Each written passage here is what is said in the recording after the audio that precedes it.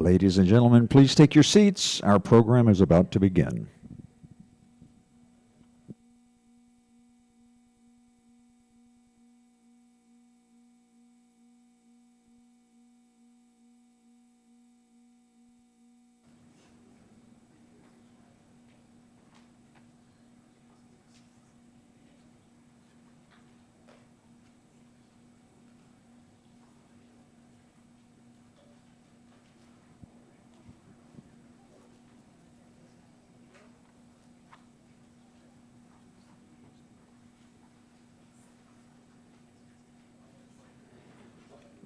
Please welcome to the stage President and CEO of SCORE, David Mansouri.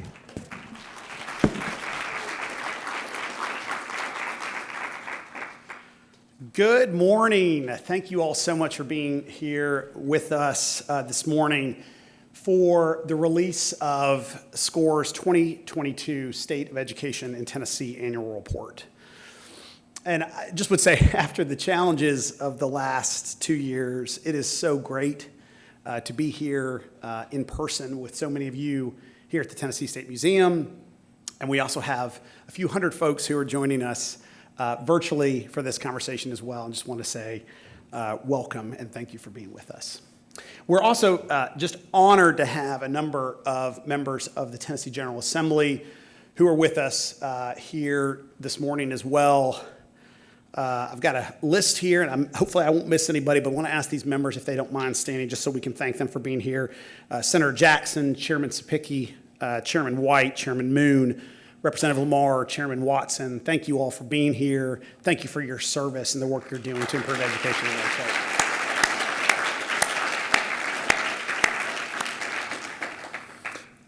So, as you all know, SCORE releases our State of Education in Tennessee report each year, and it's something that we've done since the organization's founding in 2009.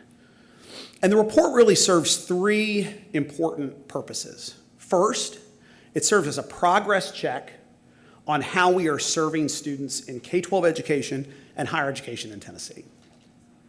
Second, it helps us identify how our education system is or is not working to improve student outcomes and expand opportunity for Tennesseans. And third, it lifts up concrete education priorities and makes specific policy recommendations for Tennessee to consider in the year ahead. And this year's report comes in many ways at a really pivotal moment in our education trajectory as a state.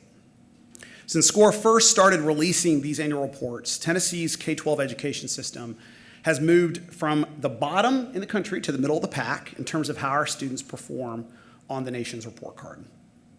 Our higher education system has also received national attention for game-changing programs like Tennessee Promise that has expanded college affordability and workforce readiness opportunities for many, many more students. Yet over the last 2 years, we have faced obstacle after obstacle as our state, nation, and world experienced the COVID-19 pandemic. And really a pandemic that has caused, as you all know well, great disruption in student learning in both K-12 education and in higher education. Last year, SCORE's annual report highlighted the devastating effects of COVID-19 on education and the need for Tennessee to focus on education recovery so that Tennessee students could continue to thrive in our schools, in our colleges, and in the workplace. But as 2021 concludes, the effects of COVID-19 have lingered and continue to interrupt the normal process of educating students in our state. These long-lasting effects threaten to roll back Tennessee's great progress, with students losing significant academic gains this past year in reading, writing, and math as a result of the pandemic. Our post-secondary system is also strained, with students not enrolling or stopping out of college more than ever before.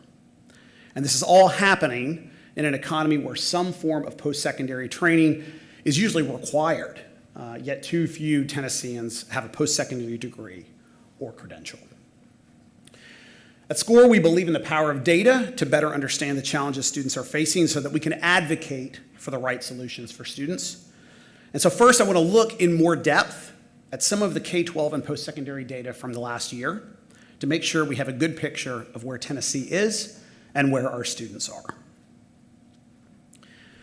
So after a year of interrupted learning, students lost substantial academic gains in both math and English language arts.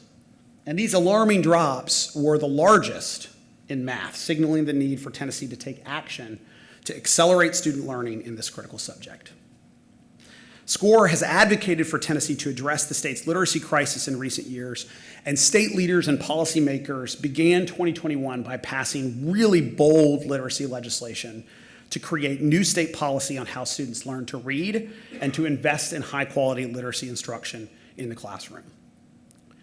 But the COVID-19 pandemic has also taken its toll on reading and writing, with every student group losing ground based on the 2021 assessment data. The pandemic continues to affect Tennessee's higher education system as well, just as it's affecting our K-12 education system. At our state's community colleges, first-time freshmen enrollment in our state has dropped 19% over the last 2 years, and these drops were even more pronounced for Black students. Black enrollment at community colleges in our state decreased by 32.6%. So taking a bird's eye view of the entire education system, it's clear that our K-12 and post-secondary systems are not yet working in preparing all students for the workplace. While close to 9 in 10 students in Tennessee graduate from high school, fewer enroll in college, and even fewer graduate college with a credential. We can and must do more for Tennessee students. Even as we face these barriers, SCORE has high hopes, knowing that Tennessee has a track record of rising to the challenge. Since 2010, our state has blazed the trail to build an education system centered on foundational policies that work for students. And you all know these policies well. They include things like an education system centered on the belief that students can achieve at the highest levels, coupled with college and career-ready standards, an annual assessment that measures student progress on those standards. An educator evaluation system with multiple measures that provides feedback to educators and school leaders and shows how educators impact a student's academic achievement and progress. Investments in expanding things like our high-quality public charter school sector for students and families by creating the State Public Charter Commission, investing even just this year more than $30 million in federal and state resources to expand high-quality school models. And placing Tennessee on the forefront of higher education innovation across our country by creating a higher education funding formula that rewards public colleges and universities based on how they complete students rather than simply enroll them. And creating the Tennessee Promise Scholarship that provides high school graduates in our state with the opportunity to attend a community college or technical college tuition-free. SCORE believes that Tennessee should build on this foundation to act with purpose to advance education priorities that will both accelerate and reimagine student learning in our state as we continue to recover from the impacts of COVID-19 on education.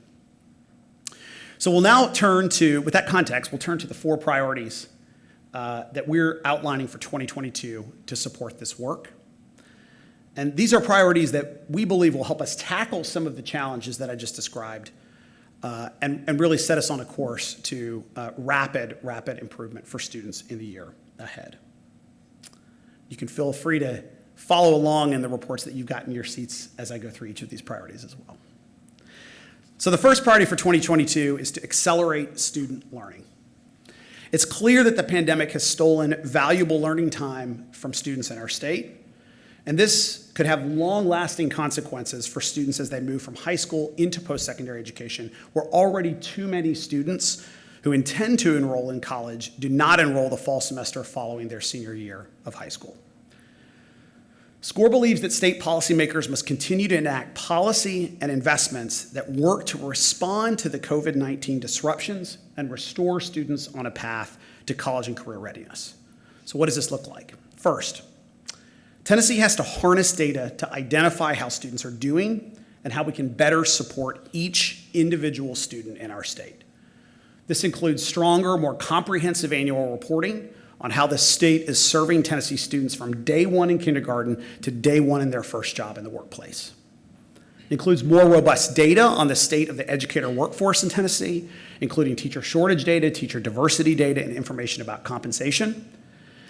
And to make sure students are supported before and after the critical 9th grade transition point, the state should develop a 9th grade on-track indicator that measures a student's progress toward high school graduation and post-secondary success.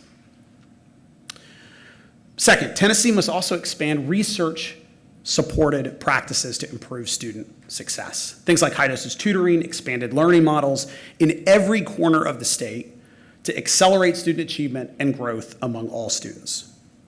In 2022 and moving forward, SCORE prioritizes things like high-dosage tutoring programs embedded statewide into the school day or after school. Tennessee All-Core, the state's grant program, provides districts with the opportunity to use funds to expand these effective models to serve students. And building on that work, we're asking the State Department of Education and school districts to utilize the vast amount of federal resources to expand high-dosage tutoring and extended learning with a laser-like focus on high-quality implementation. And additionally, the state should create learning acceleration grants that require school districts to develop plans grounded in research-supported learning strategies in order to receive additional funding. And finally and importantly, to accelerate student learning, it's time for Tennessee to reimagine the way we fund K-12 schools in Tennessee by moving from a resource-based to a student-based model that meets the needs of today's public school students. Education funding is a critical ingredient that schools need to accelerate learning, but we know that our state's current funding formula is outdated and fails to meet the needs of today's students. Data shows that while the state's funding formula, the basic education program, provides more state funding to districts with higher needs, total funding remains flat because of the limited local resources for higher needs students. This resource-based funding formula calculates and distributes funds based on 46 resources, such as teacher salaries and textbooks, but not based on the unique needs of each individual student.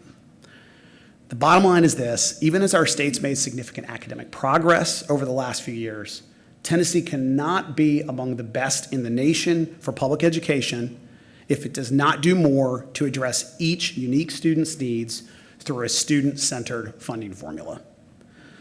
Tennessee needs to prioritize developing a modern, student-weighted formula based on what individual students need, and additional funds or weights should be provided for historically underserved student groups like economically disadvantaged students, rural students, English learners, and students with special needs. And we have to maintain the flexibility in how we fund schools so that local district leaders can be responsive and innovative to meet local student need. This formula should also include greater transparency so that all stakeholders, from parents to policymakers in our state, know how we're funding schools so that we can spend more time talking about how to best invest in our schools. Let me be clear, Tennessee doesn't need just additional resources in K-12 education. We need an entirely new way of determining how those resources reach our schools to support the learning of individual students. And we'll be sharing more recommendations on this topic in the coming weeks and invite you to tune into those recommendations that we share and join us in advocating as we think ahead to 2022 for a new way of funding education in our state. So our second big priority area is to close Tennessee's college completion gaps. While Tennessee has led the way in enacting bold higher education policies in the last decade, our colleges and universities continue to face one crisis. Tennessee students are not finishing college. For example, the state's post-secondary attainment rate increased from 32 to 47% between 2009 and 2019.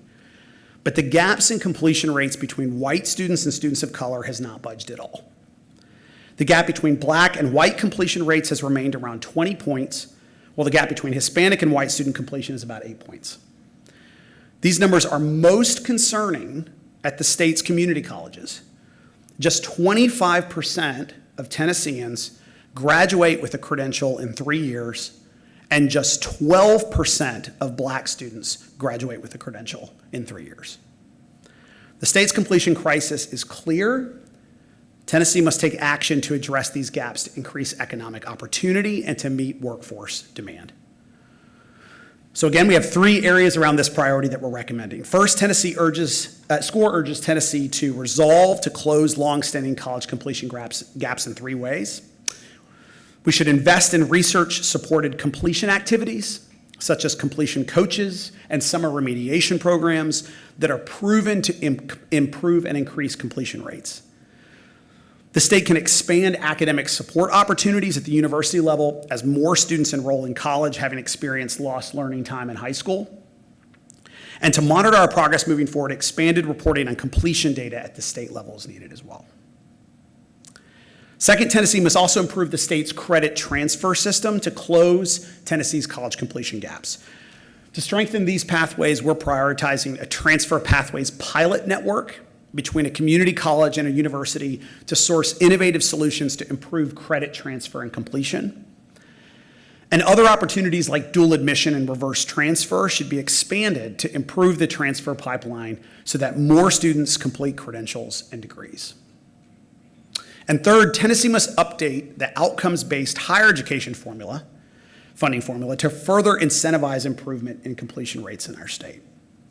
We're prioritizing new incentives within the formula to increase the number of successful student transfers who enroll in a university and the number of Black and Hispanic students who complete a degree. Additionally, greater flexibility should be considered to permit institutions to select some funding components that align specifically to their institution's mission. All right, our third area. The third priority that we're outlining for 2022 is to increase high-quality charter school opportunities for students and families. Public charter schools have shown promising growth in student achievement in recent years, and the state has made significant investments and policy changes to support the expansion of these high-quality school models. These schools also serve a high number of disadvantaged students compared to district-run schools, highlighting the important role that high-quality models play in supporting students that need it the most, particularly as we recover from the COVID-19 pandemic. It's also clear that parents are increasingly choosing public charter school options for their kids. In the last several years, public charter school enrollment has gradually increased, while district-run enrollment across our state has declined. And as these trends continue, Tennessee has to prioritize expanding high-quality models that meet this demand and serve students well. So how do we do this? First, Tennessee must incentivize the launch, expansion, and replication of high-quality charter schools. Additional grants should be provided to support high-quality charter operators to serve even more students. New grants should also be provided to entrepreneurs and promising new leaders to support the initial school planning phase before a charter school is authorized. And stronger data collection is needed for charter schools, including consistent reporting on charter school performance and a unique charter indicator on the state report card to distinguish between charter and district-run schools. Second, Tennessee must strengthen our charter authorization policies to both maintain charter authorizer quality and to provide high-quality charter schools the opportunity to open in a timely manner to serve more students. So in 2022, we're prioritizing a new direct authorization role for the Tennessee Public Charter School Commission when local school district denial decisions are consistently overturned or when school districts voluntarily waive their authorizing authority. We'd like to see public reporting of the results of new authorizer evaluations conducted by the State Board of Education and charter authorizer training to local school boards that receive charter applications. And finally, Tennessee must address funding disparities for charter schools, including facilities funding. This includes increased recurring funding for charter schools to support facility needs so that more funds can be put towards supporting student instruction. These facility needs should ultimately be addressed through a new K-12 funding formula. And greater clarity on the funding differences between charter and district-run schools in the state's annual charter school report be something to look to in 2022 as well. And then our final priority area for 2022 is to support students to be ready for careers. Tennessee's K-12 and post-secondary systems both have roles in preparing students for promising careers. But evidence shows that high school students continue to need more preparation for post-secondary and career success. Less than half of the state's high school graduates are college or career ready by the state's Ready Graduate measure. And 6 of the 10 most common industry credentials received by Tennessee high school graduates have no employer demand. In post-secondary, more than half of our state's jobs require a post-secondary credential, but not enough Tennesseans have one. Right now, just to be candid, the state has a mismatched education and workforce system that is leading many students to walk down an unfulfilling pathway.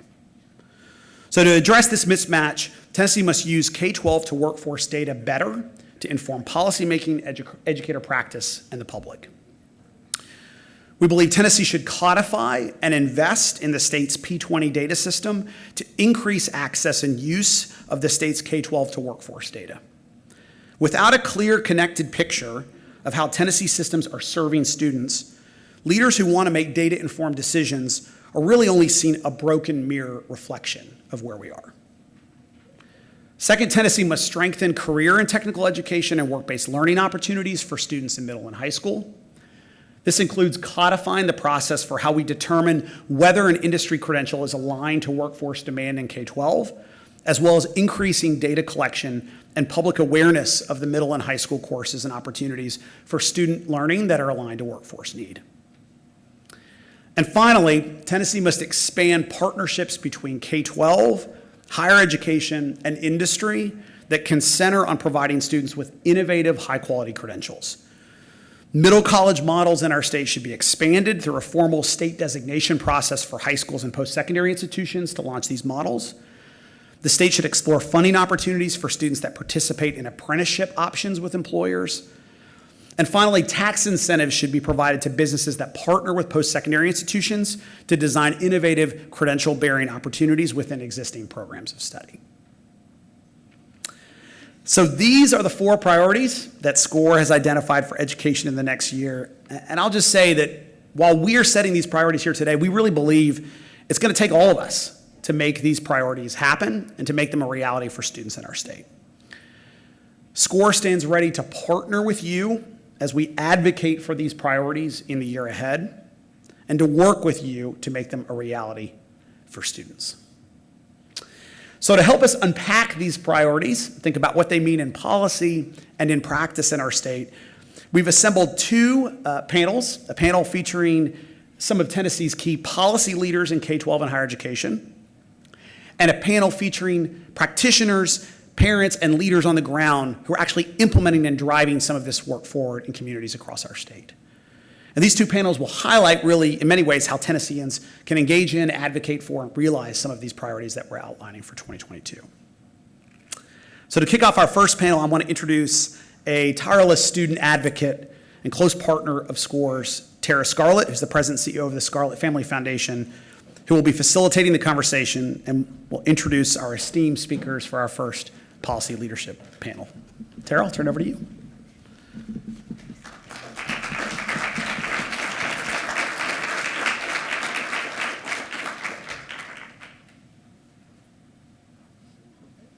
Can you guys hear me? Is it on? Oh, now it is. Fantastic.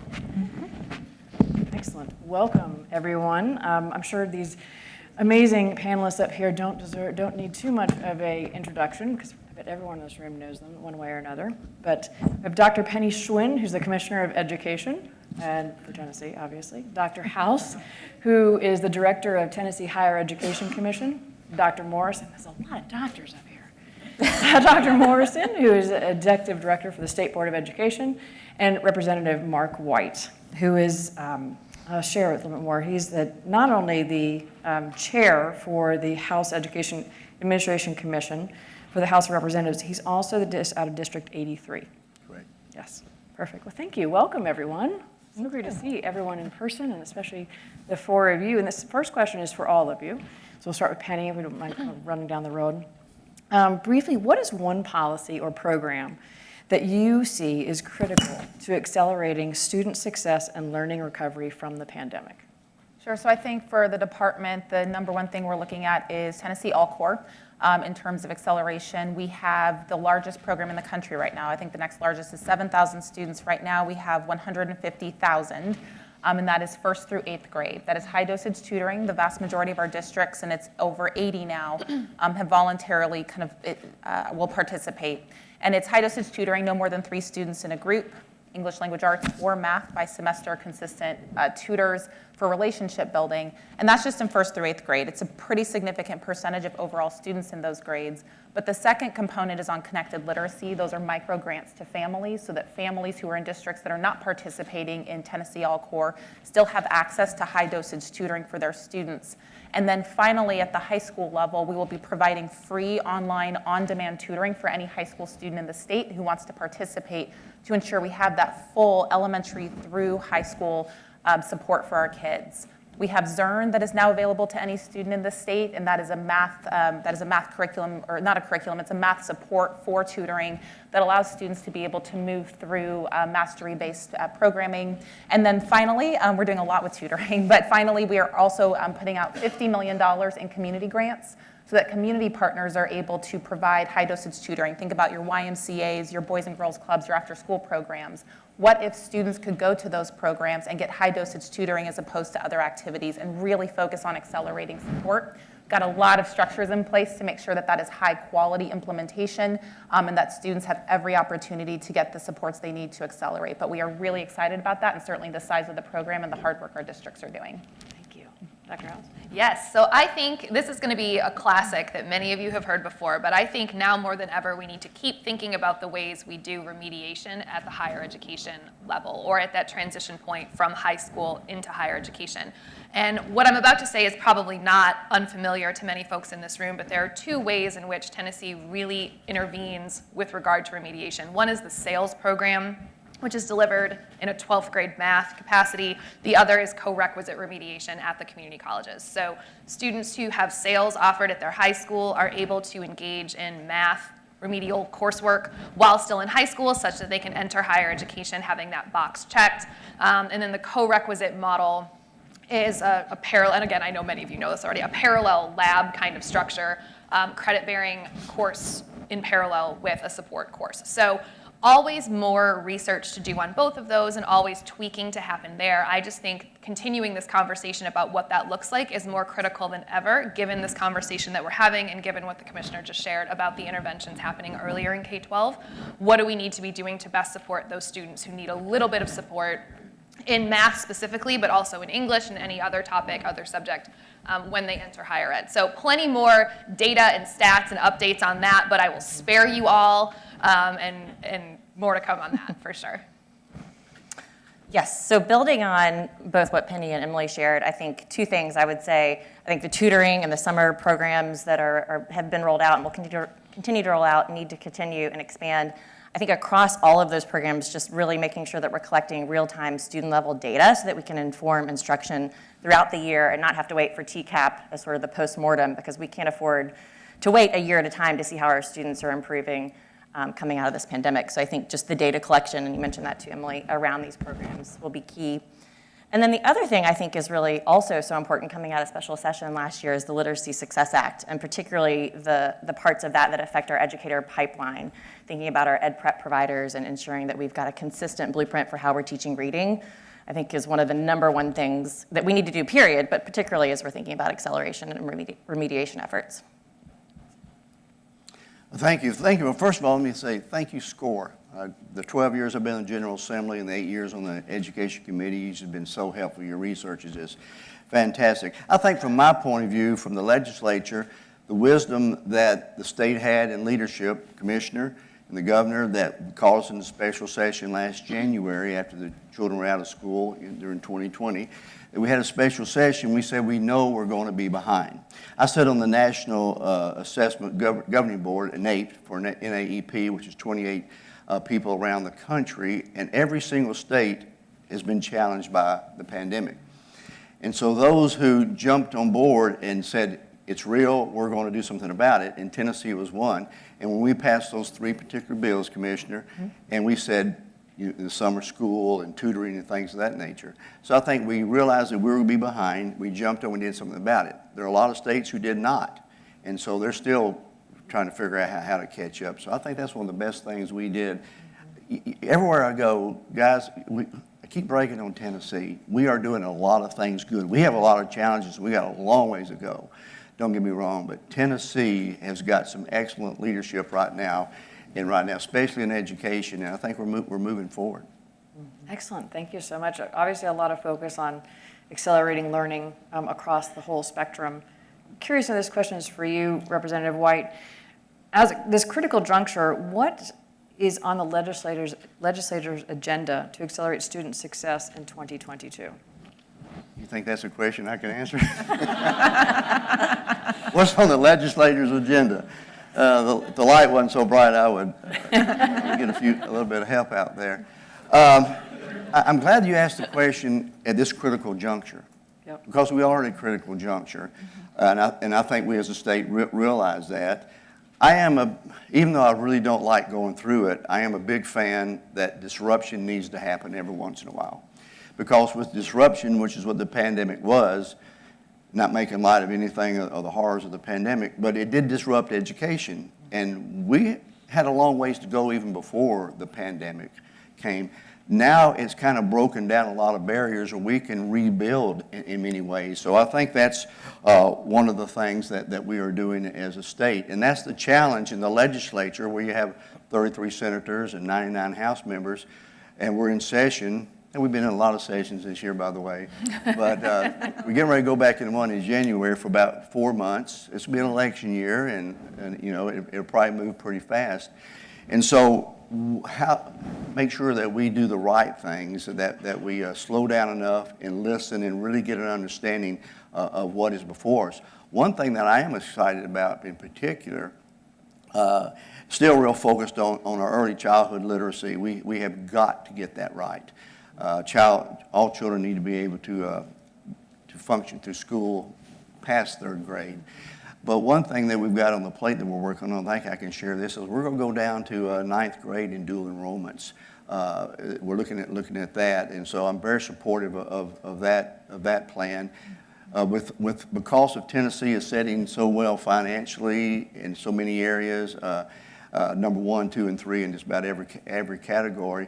A lot of industries are looking at our state, which is going to put a tremendous demand on our educational system, especially on our workforce. I'm from West Tennessee, Memphis. Ford Motor Company is coming down in that area, and so the workforce is going to be a real challenge. So we've got a lot ahead of us, so that's what we need to be looking at in the legislature this coming year, is how do we make sure our early childhood education is functional, and then they're coming out of high school ready to move. Excellent, thank you so much. Commissioner Schwinn, as we are discussing the need to accelerate student learning with a clear sense of urgency from what we're hearing, what do you believe will be the most important priorities to keep in mind for Tennessee as we move forward to a reimagined K-12 funding formula? Yes, so I have had the great opportunity of being in all parts of the state again and again, and one of the things is these town halls that we're having, and I think the process. So a couple of things to keep in mind. I think one is the General Assembly invests an incredible amount of money in K-12 public education, which I'm very grateful for. And we also need to make sure that when that investment happens, that we have a really clear understanding and belief in the formula itself and what that formula is intended to produce. Now, 39 states and territories have moved from a resource-based formula to a student-based formula because it allows us to report more transparently to families. It allows us to set expectations about where funding was intended to go and which students that funding is intended to help. And so in this conversation, what I've been really encouraged by, and there's lots of subcommittee members and chairs here, so thank you so much. I know it's been a lot of work and reading, but we've got 18 subcommittees, and we're trying to build a policy proposal for the General Assembly to consider that is from and of Tennessee, and all of Tennessee. And that's what a funding formula should do as well. We should consider the unique needs of students, what those students need to thrive. So if you are living in Lake County or Metro Nashville or Johnson City, you have the same opportunities no matter where you live. And right now, I think what we are hearing a lot about is the needs of our rural communities and sparsity. So how do we make sure that students in rural communities still have access to very high quality education, but opportunities like advanced coursework, AP courses? If they're not living by a TCAT, how can they still have access to career pathways in the same way that other students do? We're hearing a lot about concentrated poverty, students with disabilities, and English learners. And I think all of those we have to keep in mind, because looking at the data that we just saw a few minutes ago, we've got a lot of work to do. We have some catch up we need to do to get back to where we were before the pandemic and then accelerate forward. But even where we were before, 60% of our parents aren't satisfied with that because their kids aren't on grade level. And as a parent, my expectation as I send my kid to school, I want to get them back at the end of the day, and I want to make sure that they are learning at the same rate or faster than other kids. A funding formula done well that is transparently reported allows every single child to get the funding necessary for that child to succeed at the same level as any other kid in the state. And we need to be competitive within ourselves, but we also need to make sure our kids are set up to be competitive with other states and internationally, because we've got big companies coming to Tennessee. We're excited about that, and we want them hiring our students into those jobs. So it's a big conversation. Public comment is still open, so if you would like to, tnedu.funding@tn.gov, we've gotten hundreds of comments, but a little plug there because it really is about all voices, and I want to say thank you because parents have been the #1 voice that we've heard, and that's exactly how it should be when we're talking about schools. Excellent. Important call out to everyone to have your voice heard when it comes to funding. Dr. House, what would you identify as the current challenges in addressing college completion gaps for the historically underserved students? And the second part of that is what steps are we taking at the state level to increase completion? How much time do you have? So I think the data that David shared at the outset of this convening are very telling, and they remain very terrifying. So there are perhaps no surprising data there, but as we think about the pandemic and the disruption has been disproportionate to communities of color, low-income communities, et cetera. So there are a lot of pieces to Tara's question, and I will speak about each of them quickly, but I think when we think about completion of underserved populations writ large, there are multiple margins at which we have to think about that. We need to think about the enrollment margin, the persistence margin, and the walking across the stage with a diploma in your hand margin. So David presented some data related to the college going rate. The college going rate has declined over the past couple years due to COVID back to pre-promise levels. Those of you who were around in 2015 might remember that spike in the college going rate post-Tennessee Promise. What we need to think about from an outreach and an engagement perspective in the high school space, we have many staff at THAC who do this, as well as I see Janet up front, our partners with the AIRS Foundation, with Tennessee Achieves. I see Graham somewhere. I can't see anything because I'm blinded. I know Graham's here somewhere. Thinking about how we do college-going work and college-going outreach that supports not only all students, but those who are chronically underrepresented in higher ed. So that would be the enrollment margin. The persistence margin has much to do with student support. How do we mentor students who are not seeing too many people who look like themselves on a college campus? What types of supports do they need academically as well as socially? We've had many, many conversations. I know Chairman Sapicki is again here somewhere, I can't see, about emergency grants or completion grants, and what about that student who really just has some kind of financial constraint that would lead him to drop out, if not for some support that can be provided via a completion grant. You can't have completion without persistence, and you can't have persistence without enrollment. So I think as we think about these huge gaps in completion, we need to step back a little bit and think, how do we need to get the student to that point, rather than just saying, oh, these gaps in completion are horrifying. How do we intervene at the graduation space? Yeah, absolutely. And Thank then you. what was the second part of your question? What steps are to be taking to increase completion today? Okay, so we recently, over the past 12 months at THAC, we have convened a task force specific to black male success in higher ed, which many of you have heard much about. But that task force has been made up of community members, representatives from institutions, as well as state employees who do this work. So many of the recommendations I just stated came out of that task force, and while that work was focused specifically on black male students in Tennessee, much of it can be extrapolated to other students in underrepresented communities. So that's just a underrepresented subpopulation. So while that was very specific, it can be generalized a little bit. That has been really, really important work over the past 12 months, and I know that will continue, and the conversations will continue. Excellent. As a part. Thank you. Dr. Morrison, could you share the role the state board plays in holding charter authorizers accountable, and what opportunities there are to strengthen the state authorizer practices? Yes, and this was something that David touched on in the report as well. We're excited to now be in the implementation phase of legislation that passed about, I think it was 2 sessions ago now. It did 2 important things in terms of the charter landscape in Tennessee. It first established an independent charter commission for hearing appeals from charter applicants who are denied at the local district. It also, lesser known provision, set the state board up to take on a new role evaluating charter authorizing practices. And I do think this is going to be a big factor in sort of moving us forward as a state in terms of authorizing performance. And so what we are doing now, and we're about to issue our first year of reports on half of our authorizers in the state, so this is Any LEA who's authorizing charter schools, ASD, the new commission, all will sort of fall under this evaluation cycle biannually. We'll issue comprehensive reports on these authorizers that help us to establish, are they meeting our expectations as a state for high-quality authorizing practices? Namely, are they taking a student-centered, community-centered approach to opening school options that are going to be best serving their communities and students across the state? Where they fall short, there is the option to have consequences, whether that's an intervention plan or a loss in authorizer dollars. It's also, probably perhaps more importantly, going to allow us to see really best practices and to highlight the authorizers who are doing this well. Strong authorizers do a lot of things, and having been in that role at the state board prior to passing it over to the commission, we know this intimately. I mean, it's first making sure that your existing schools are getting the supports and services that they are due under your charter agreement and under state laws. It's also making sure that, again, when those applicants are coming to you, that you're thinking as an authorizer about what are the best options needed to serve the students and families in our community. And so really taking a student-centered approach to both opening schools that are going to be good, strong, viable options for families, and also not being afraid to close schools who don't meet those expectations.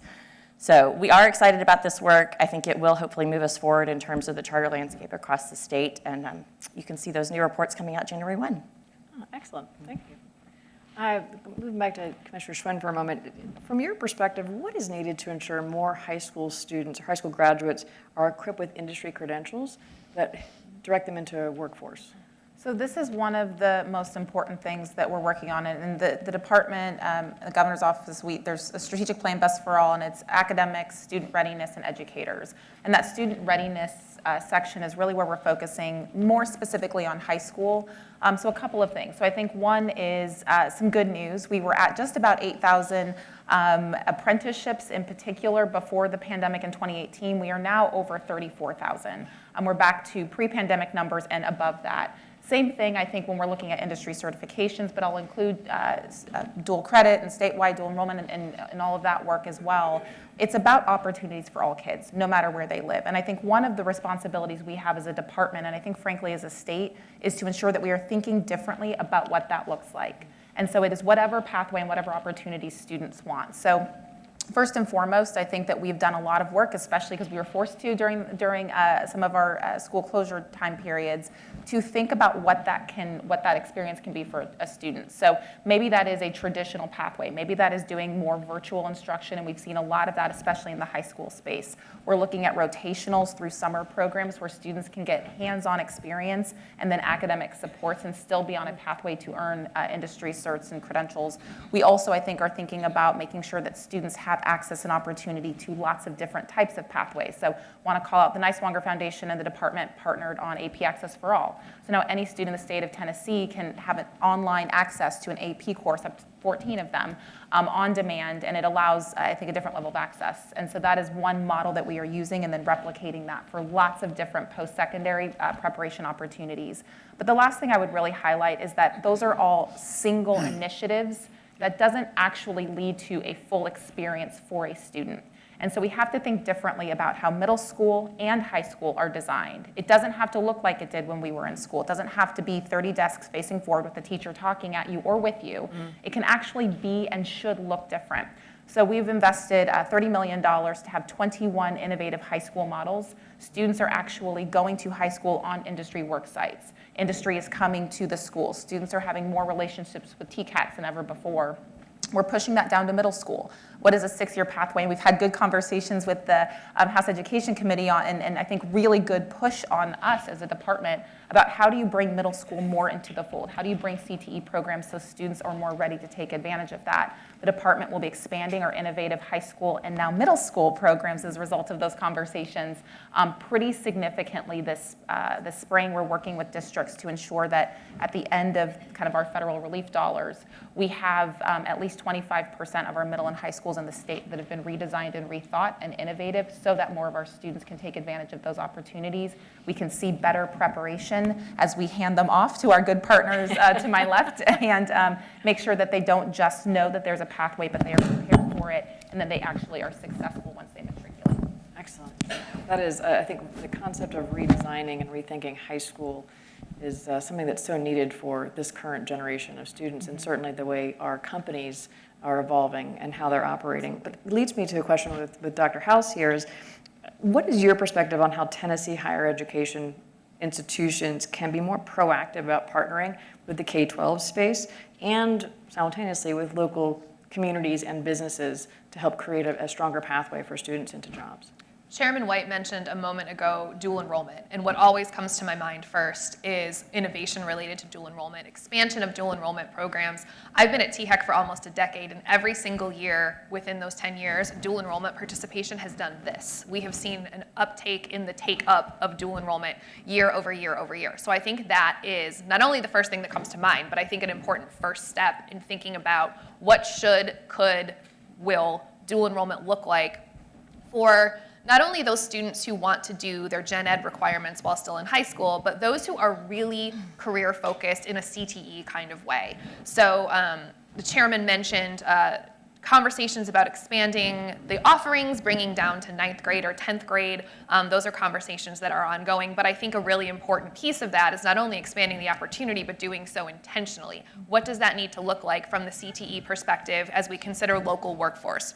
We all keep talking about Ford, so I would focus perhaps on West Tennessee, but even statewide. What do the local workforce needs look to be currently and also in the future? And how can students, while they are still in high school, be advised and guided in a way that's appropriate for them? So I think that's a big piece of it. I think the governor's GIVE initiative, the governor's investment in vocational education program, both on the dual enrollment side and the community grant side, has really been a good model for partnerships and establishing those partnerships between K-12, higher ed, and the community and the workforce writ large in the community to identify what those needs are. So I think we're very grateful to the General Assembly, to Governor Lee for the second round of investment in GIVE, such to do more and more of that. So a lot going on in this space as well. Dr. Morrison, the State Board plays a really important role within this conversation of college readiness, and career readiness for that matter. What role does the State Board play from an information standpoint, and what hurdles have come about because of the pandemic? So yes, as the policymaking body, I think across all of these big initiatives, one of our roles is to not be a barrier for innovation, and also to incentivize some of the right practices, particularly coming out of the pandemic. And as the commissioner was saying, I think one of the things I'm most excited about, and I'm getting to our last question potentially, but the opportunity to reimagine high school, as you said, also middle school, to be better in alignment with the ultimate goal for all students, which is a viable career. I mean, you might be stopping by a 4-year institution or a 2-year institution or some combination of the two, but ultimately as parents, our goal for our children is to have really meaningful, viable careers. So thinking about that from the policy lens, a couple things the board has begun to take on. First, we're dedicating more time to this issue. We're starting a subcommittee or a study committee of a subset of our board in 2022 to really delve into the policy implications for all of the work that we're talking about, making sure that we're, again, not providing a barrier for innovation, but really opening up the opportunity for some of these models to exist across the state.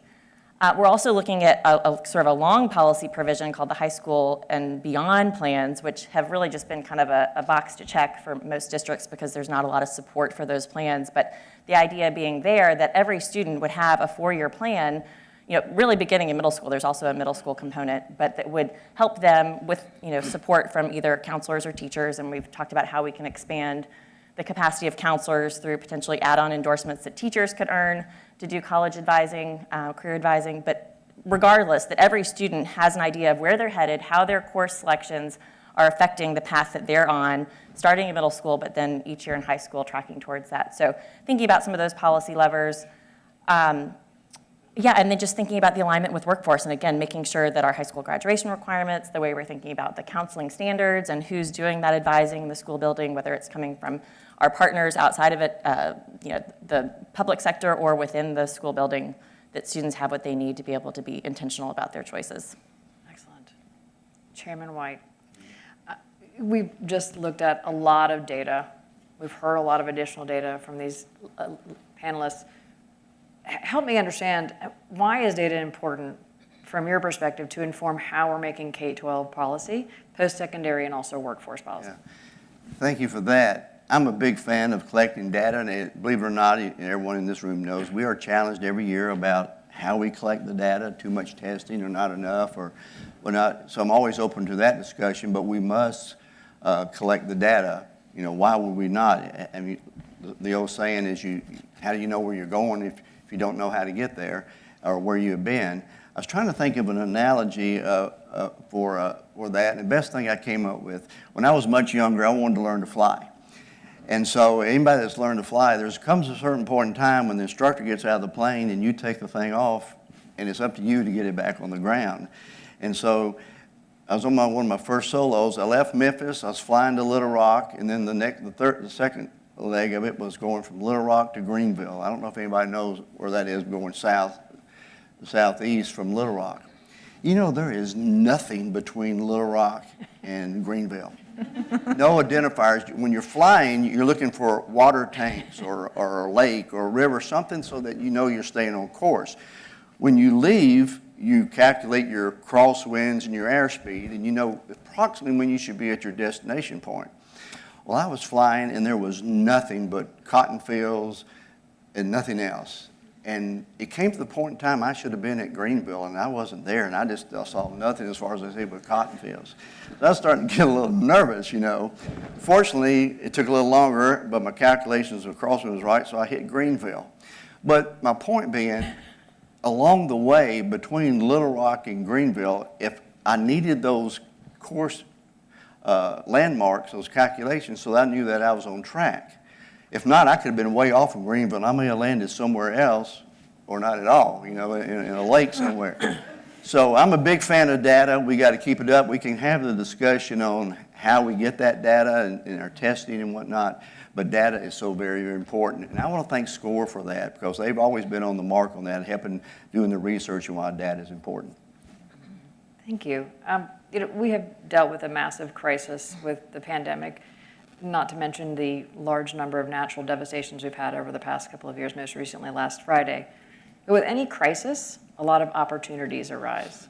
And as we look into 2022, what is one policy action Tennessee can take in the next year to seize this moment for students? And Commissioner Swin, I'll start with you. Sure.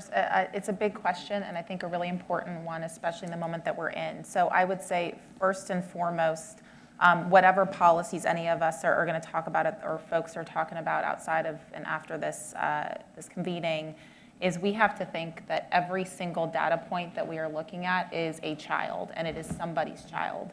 And one of the things that I think with all of the conversations that are super big and weighty and really important is that you don't get fourth grade back. I've got a fourth grader. You don't get that year back.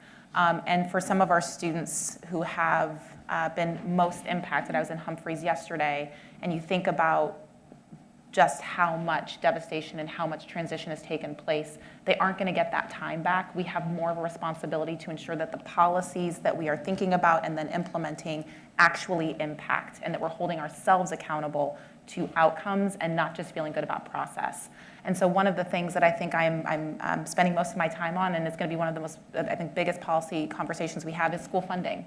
There's accountability in funding that drives change more than anything else. There's what we love, which are children, but it is accountability and money, and how we allocate that and the expectations we set for how people use funding to move students forward. It is one of the biggest conversations we can have. It has the potential to be the most impactful, and it can really accelerate innovation and therefore outcomes for our students. So I would just say, underscore that that is something that I think we are going to have to spend a lot of time on.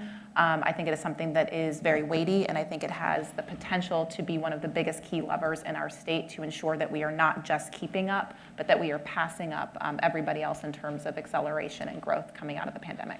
Excellent. So I think with all the chaos that Tara just described related to weather events and natural disasters, to say nothing of the pandemic, there remains just this uncertainty. There's economic uncertainty, there is family level uncertainty, there is employment uncertainty around a kitchen table at night. Maybe someone's worried, a parent or a guardian is worried about losing their job, et cetera. So that is very much impacting decision making everywhere at all levels for all types of decisions. But as we think about that margin of enrollment in higher ed, times are more uncertain than ever, and students' decision-making feels much more fraught. So I think something that we haven't touched too much on, other than the conversation about dual enrollment, is the conversation about affordability. So something in higher ed. So something that I am excited about continuing to think about this year is the suite of financial aid that is offered to students in Tennessee, as well as the other side of that conversation, which is tuition and cost of attendance and all of that for students and their families. So as we think about the uncertainty kind of writ large over the past 2 years, how do we ensure that students are comfortable making higher education decisions from a financial and a fiscal perspective? The state, I guess, from a fiscal perspective and encouraging all of this, but a family around a kitchen table trying to make a decision about going to college, it may not be enough anymore to say, well, we have Promise and we have Reconnect, so it's free. That's not necessarily going to be enough for many of these families. So having bigger, broader, inspiring, innovative conversations about affordability and financial aid specifically, I think provides a lot of opportunity, and that's exciting to me. Thank you. So we've talked about two of the big levers, I think, that are going to be key for success moving forward for our state: early literacy, and then reimagining what the high school experience looks like in alignment with really career pathways across the state. And I think particularly that second piece, coming out of the pandemic, I mean, we've learned so much, but students don't need to be in the high school 6.5 hours a day, and that's probably not the best place for them to be in terms of ultimately what they need to learn around academics and life skills to be prepared for success after high school. So I think not losing momentum and the opportunity that that presents is key. The other thing that I would just note for the audience that I don't think you're going to do, Tara, but you should, is the ERIC report that's coming out, and it's already been shared with our legislative partners, but that's the Education, Recovery, and Innovation Commission. And it's not just one recommendation, but there's sort of 9 areas that this commission has focused on, and there's some really great nuggets there in terms of, as a state, where we should focus to maximize the opportunity coming out of this terrible circumstance that we found ourselves in terms of what that means for K-12 and higher ed. So just something to note there in terms of future reading for all of us as we think about what this means moving forward. Right. I like part of the question where you said, what can we do to seize the moment? Because this is a moment that we can seize. We can definitely need to seize on. And main thing I want to say is enjoy your Christmas. Because after that, we've got a lot of work to do. There's no time to really slow down. One thing that I was thinking about as we move forward in the coming year is leadership. I have these conversations with Ms. Janet Ayers all the time about leadership. Everybody in this room is a leader. The panel up here, we got the panel in all their leadership positions. Leadership is so important, and I think one thing I want to watch as we go through legislative session, we've got one potentially big piece of legislation on how do we reform the funding.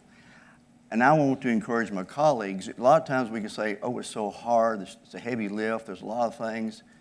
Let's seize the moment. If not now, when? We cannot move too fast, it's a heavy lift, but we have the responsibility now to figure this out. And so that would be my advice to my colleagues in the legislature is that let's seize the moment and let's see if we can get something done while we can. Well, thank you all very much. It's been a very, very fantastic conversation and hearing a variety of different perspectives as we look into 2022 and beyond. Up next, the audience and ourselves will hear from practitioners and parents on how we can take action to advance student opportunity in Tennessee. But please join me in thanking this amazing panel.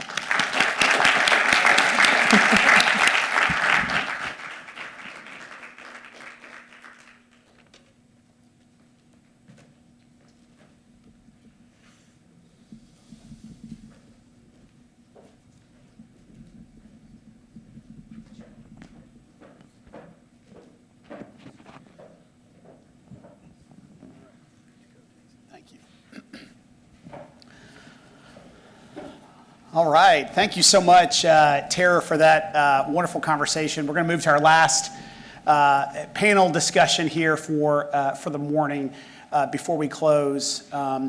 Just a couple pieces of housekeeping. I think we have at least one additional member of the legislature joined us this morning. I know Chairman Haston is here as well. Chairman, thank you so much for being here, along with other members of the legislature who are with us this morning.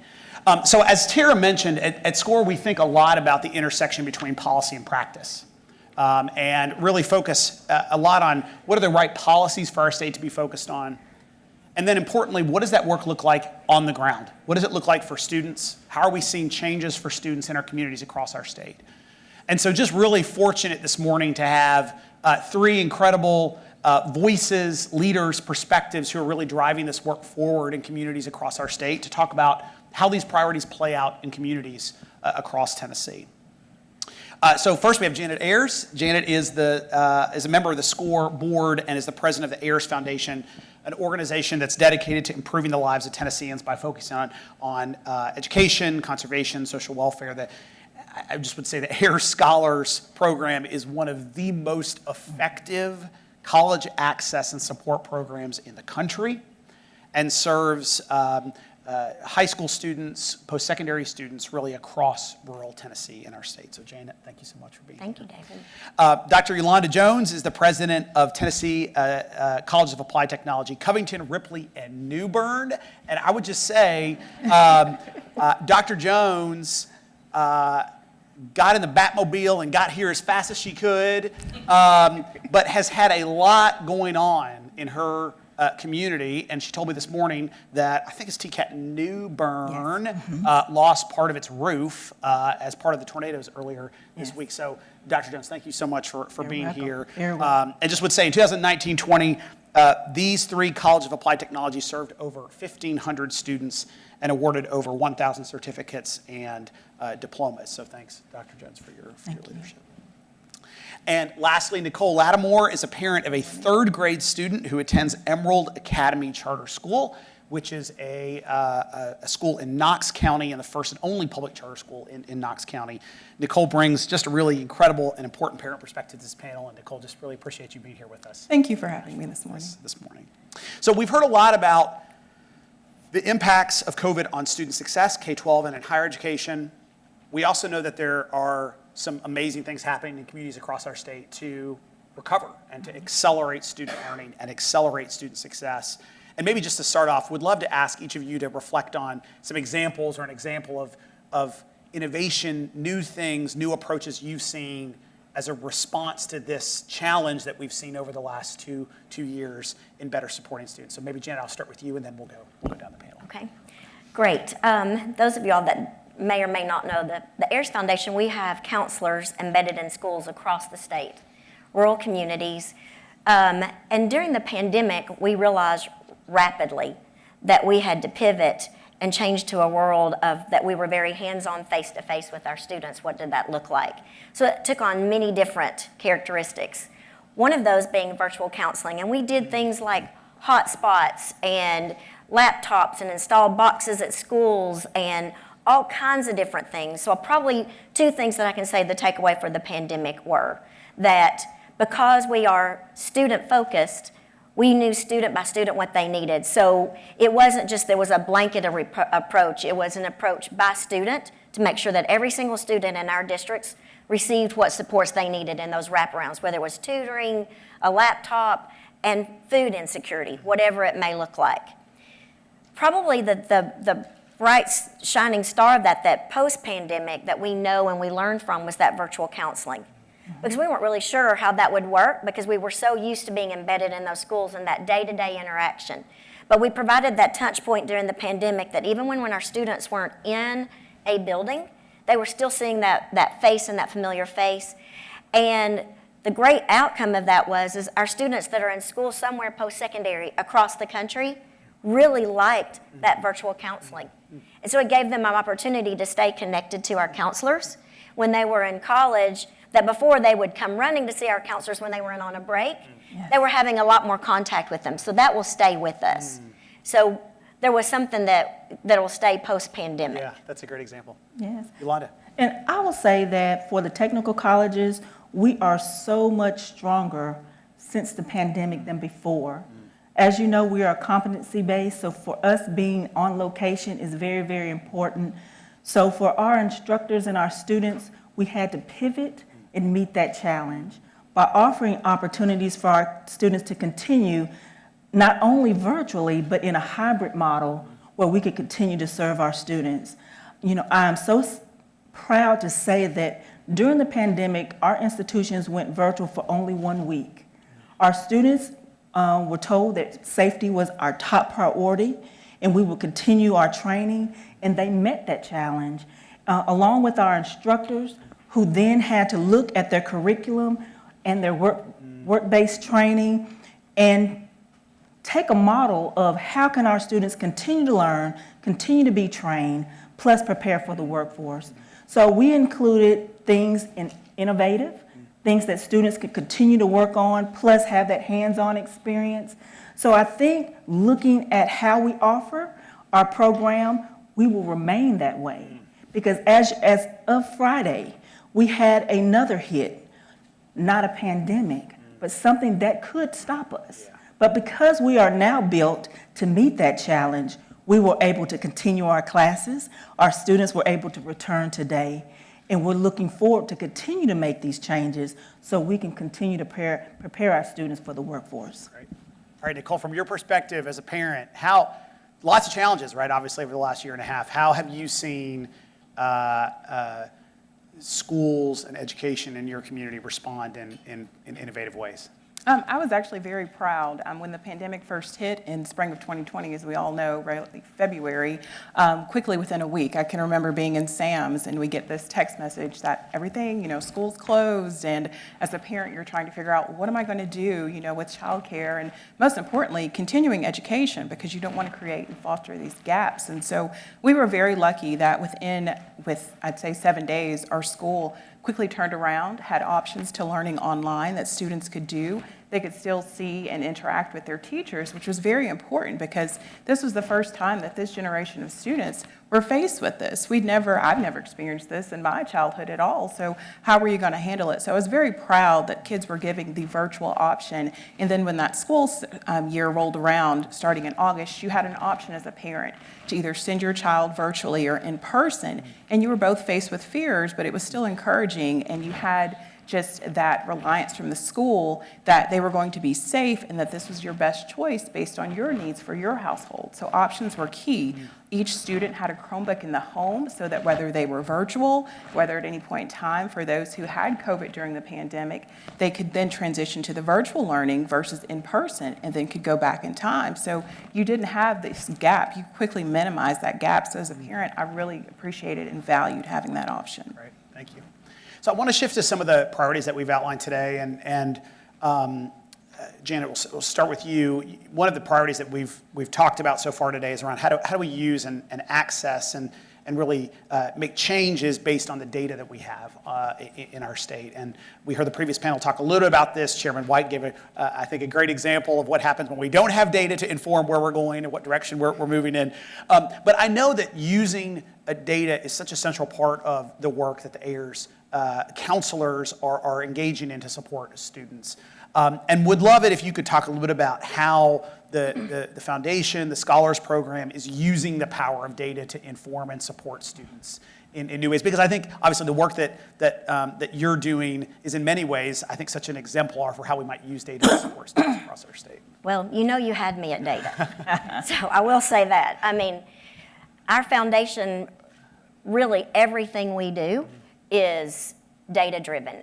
To the counselor, they have a robust data set of knowing benchmarks and what that data collection is, because it is a program, and Commissioner Swin and everyone I heard really talks about student-centered, and I know we'll continue to focus on that.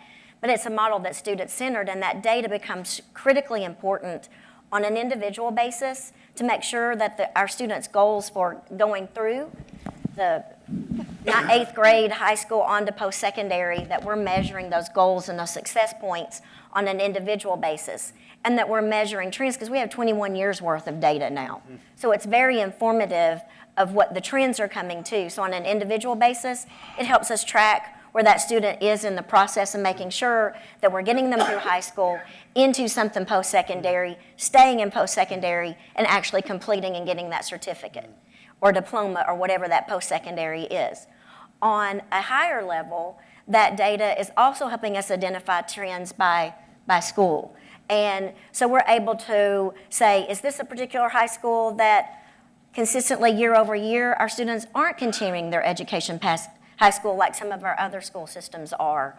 Or are we having a particular issue with a particular course? Or, our high school and our post-secondary partners, we've been able to, through the years with this data, be good partners with post-secondary and our K through 12 system to use data to harness these trends that we're seeing on an individual basis and at school levels as well. And it's really been, it's been game-changing. When I heard Dr. Howe's talking about sales. We were one of those early programs, and it was that trend marker that we were seeing in our students that was part of that original pilot program with sales. Or ACT prep is another example that we've embedded in our schools because of the data. I will say we need more. You touched on it. Yeah.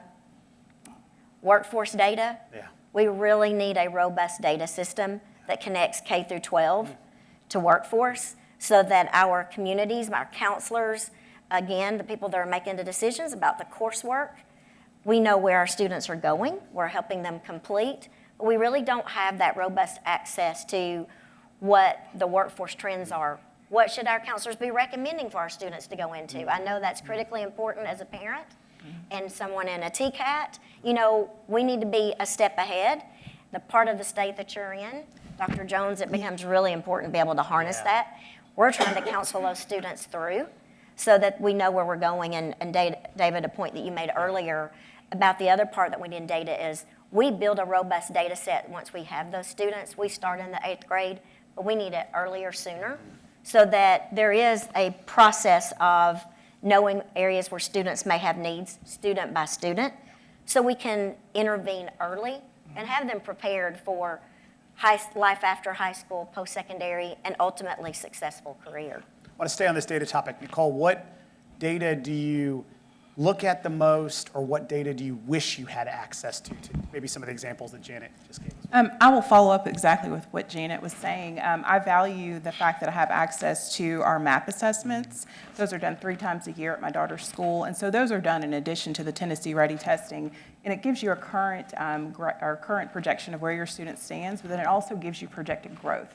And so it gives you 3 opportunities, not just one time, but the beginning, middle, and the end, so that, for instance, if your student is excelling, continue on that path, but also if your student is struggling in some areas, if they're not at that level where they should be, and this not only tests them on the versus other students in Tennessee, but it's on a national level. It gives you the opportunity as a parent to bridge that gap with your child's teacher, with your students' directors, their deans at their school to say, hey, what resources can I be implementing at home so that I can help foster this education?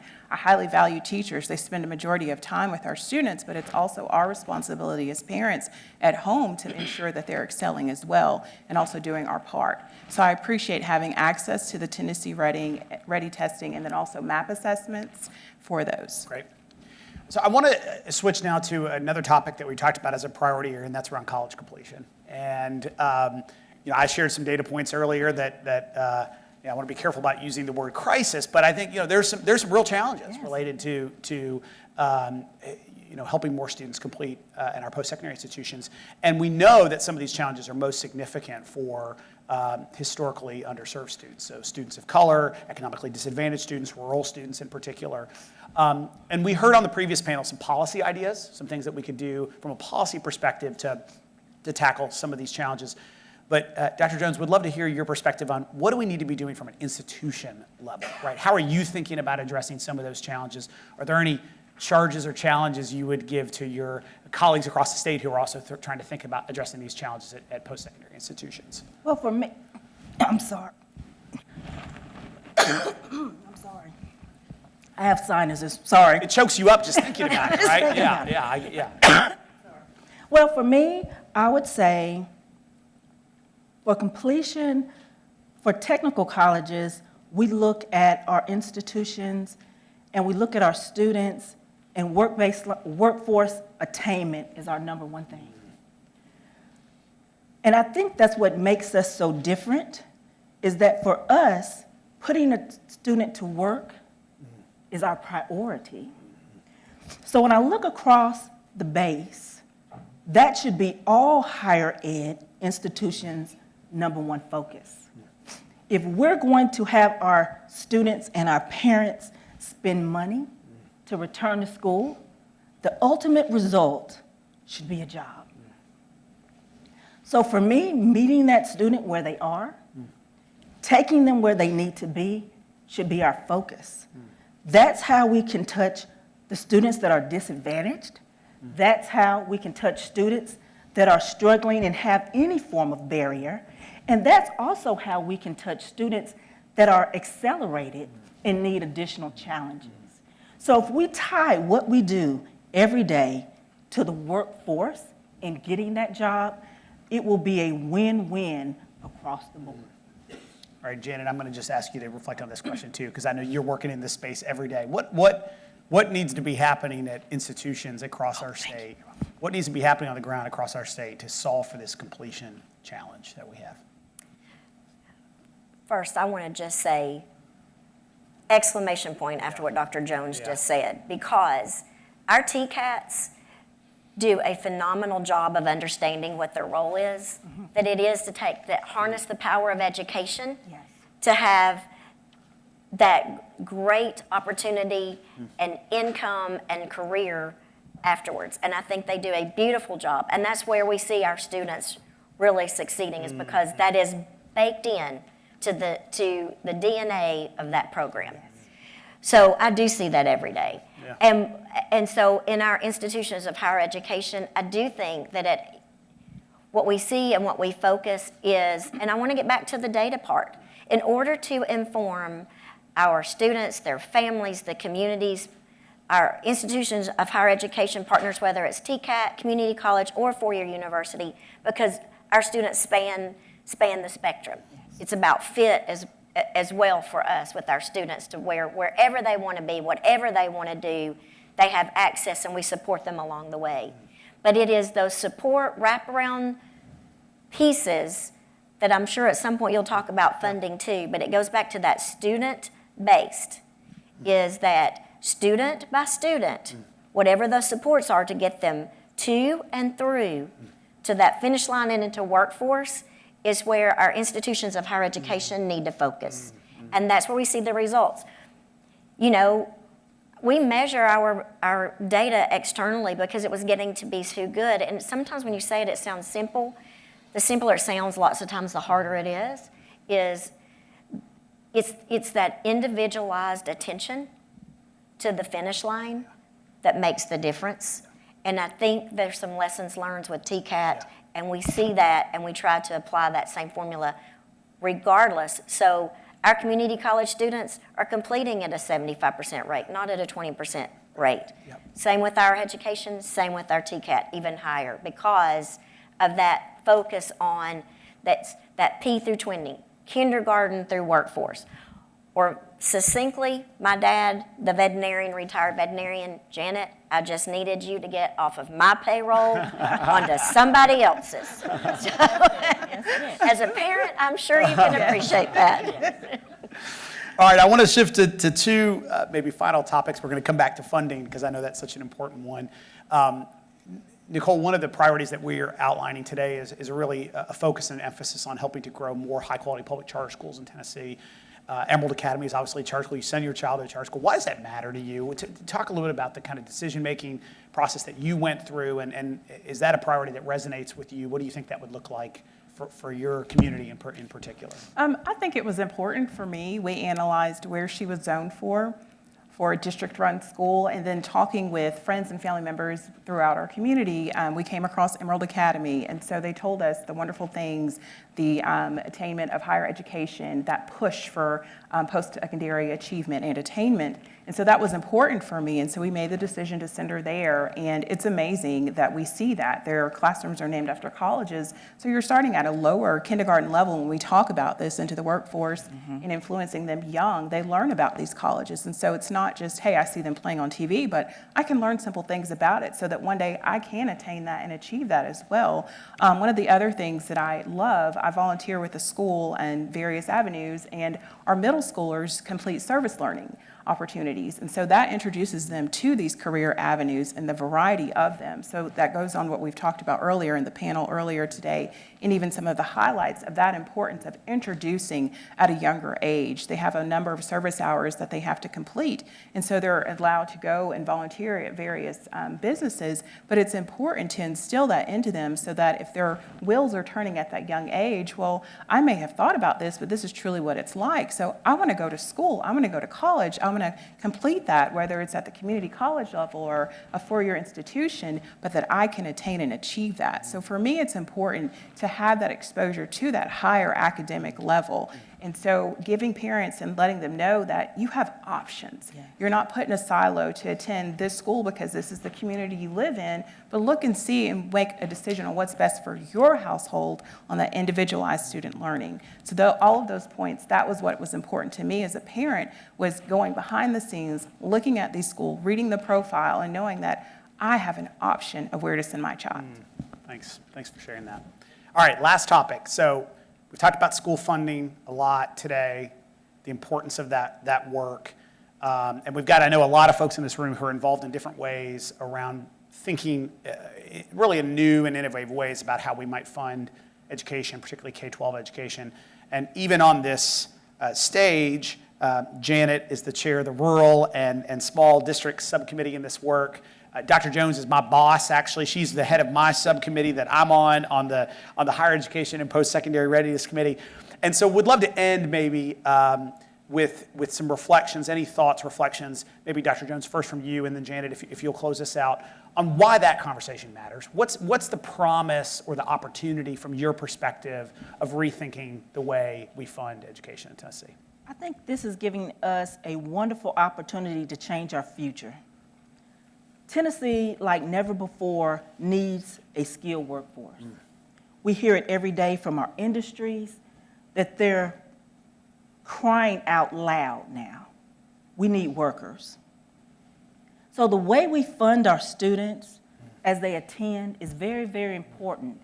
And that, because it's so transparent, now is the time to get it right. Now is the time to look for the future and make a formula that meets every student need. We don't have to leave any students out at this point. So I think it is going to be a life-changing component. For some areas in our state, I have several rural counties in my area, it's going to be game-changing, life-changing, and life-saving. Some communities are truly suffering and need that industry. And we need to not only support our new industries, but our existing industries, because they all have this need. So the way we fund going forward to ensure that our students have every opportunity at every level, no matter where they are, they have an opportunity to learn, they have an opportunity to achieve, and they have an opportunity to be successful. Janet, we'll end with you. What's the promise of this conversation around funding education differently? I think what this opportunity is giving us is an opportunity to take all these lessons learned and turn it upside down and rethink that instead of funding things, instead of funding, not that the instruments that we use aren't important, but instead of funding, thinking of it in salaries or books or buildings, because all that's important and able to do it, but flipping it upside down and funding it based on student by student, you get the things when you start thinking of it that way, because you're going to certainly support them. But it gives us an opportunity to turn something that hasn't been revisited for 30 years, that we can reimagine. And right now we've had 3 committees. We're focusing on public comment. It has become very clear. This is a topic. I think I heard Commissioner Swin say that a robust part of that public comment has been from the parents, as it should be. I think that what it does is allow us to say that, yes, that this student lives in a rural community, English language learner, special needs, chronic poverty. This other student is in an urban area, but economically disadvantaged, or you start layering it based on what the student needs, and then you have the infrastructure to support that student all the way to and through. So I think it turns it upside down. I think the transparency piece so that district leaders know what the formula is, so they know what the funding is going to be every year. It's hard to plan when you don't even know what it's going to be, and it starts to level some playing fields, because Lots of school districts have rural and urban. Balancing those needs even within a community becomes challenging. So if you take out the politics of it and the stuff out of it, and you start layering it with what students need, then all of a sudden, those other things fall in place. I come from a healthcare background, and it's kind of like if you take care of the patient and all the needs that each patient has, just like if you take care of each need of the student, the infrastructure comes with that. And so I think it's a very exciting opportunity to really put it in the right place, put the students at the forefront of the conversation. Well said. All right, well, y'all thank me for just the perspectives. This is incredible. Join me in thanking the perspectives. This is incredible panel. They've just been so, I'm inspired by these conversations. And so please join me in thanking this panel. All right, and so to close, we are going to end our conversation today with just a very short video that we'll turn to from our founder and board chairman, Senator Bill Frist.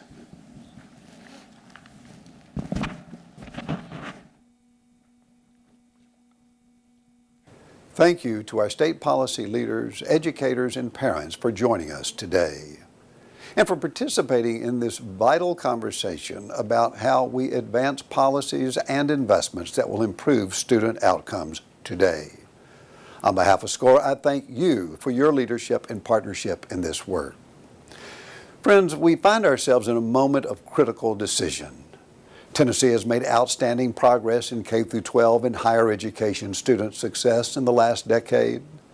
Yet the COVID pandemic threatens to roll back this progress and to exacerbate gaps that already existed.